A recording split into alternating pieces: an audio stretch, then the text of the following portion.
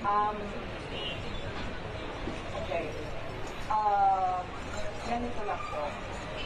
Whatever they are telling that my daughter is bad, they can make their own stories. Okay, you have made your own stories. But, ito na yung tanong ko.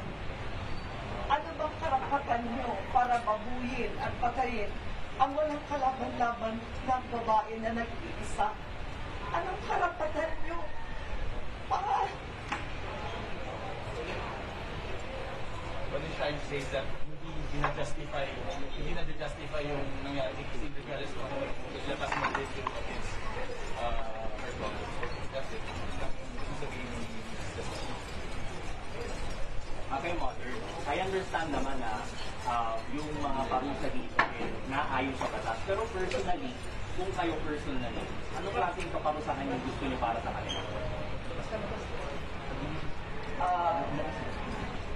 Pwede, i-throw ko na lang sa akin. Mike! Una ka sa yung classic question.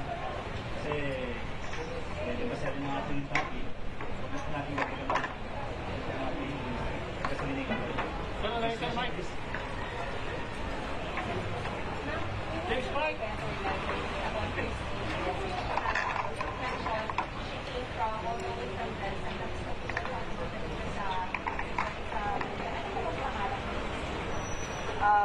First of all, I would like to introduce who is Christine Angelica Papa Gatella. My beautiful lady, my beautiful baby is only 20 years old. Second from 4 of siblings of 4, and she's a cum laude.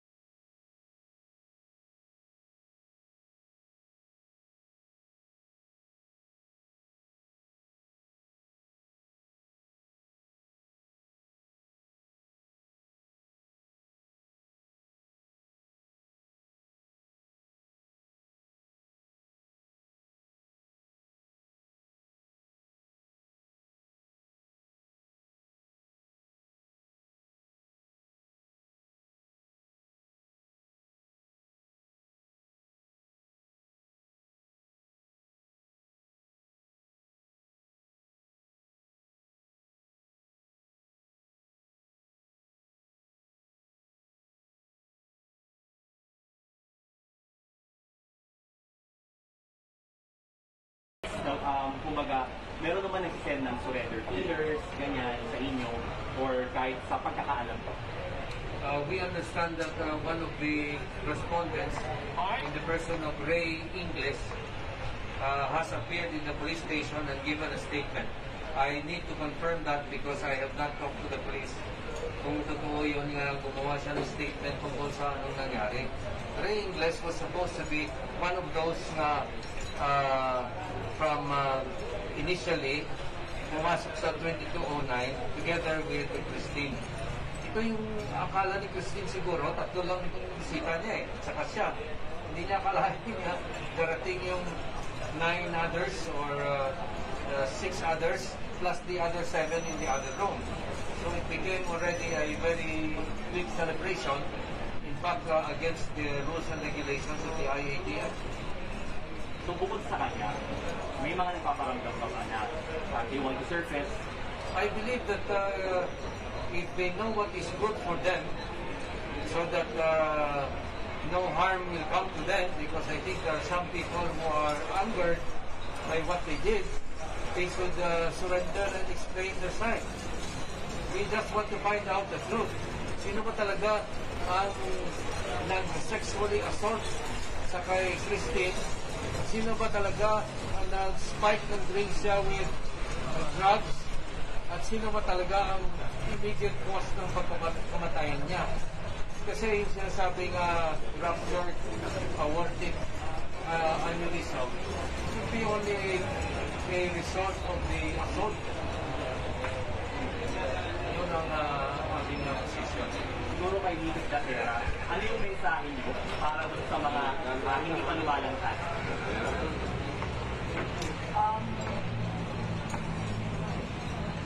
Gusto ko lang manawagan kung lalo na sa mga taong involved na doon sa accident na nangyari sa anak ko.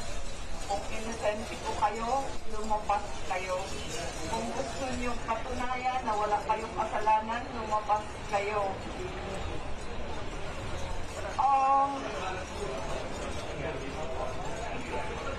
Kasi ganito lang yun eh. Habang hindi po kayo lumalabas, hindi po namin hahayaan na panindigan na nirape niyo po ang anak ko. Siguro sa legal counsel, no? So, how will you explain the aneurism finding in the autopsy? Just like Attorney Reyes mentioned, we are disputing the findings of the SOCO, yung post-mortem report nila na they claim the hospital was aneurysm period. They didn't specify sa report yung mga hematoma, yung mga bruises, that are found in the victim's body. That's why we seek another post-mortem report from an independent medical examiner. So now, but do you also believe that gang rape yung nangyari? I won't comment on that. How about Mrs. Gatera? Ganun pa ubaya. Yeah, I will, as much as possible, avoid commenting whether it is a gang rape or it is planned or there's considered or whatever. It's already submitted for us so let's respect na lang the findings of the officer. So as of now, you cannot say ascertain. Yes. Let's wait na lang for the resolution. Sir, nagsalita kanina yung isa sa sino-consider na suspect at ang declare na appointed. Yes. Sabi I have already a book is sila si Fred Gregorio Guzman. Ang sabi hindi naman daw sila nagtatago at willing daw sila surface once na magkaroon ng sakina. At dinidinay nila na nangyari dahil bakla daw sila. Again, that's evidentiary by nature in the case parang yung mga bagay na kailangan patunayan yan. Hindi yan pwedeng sabihin.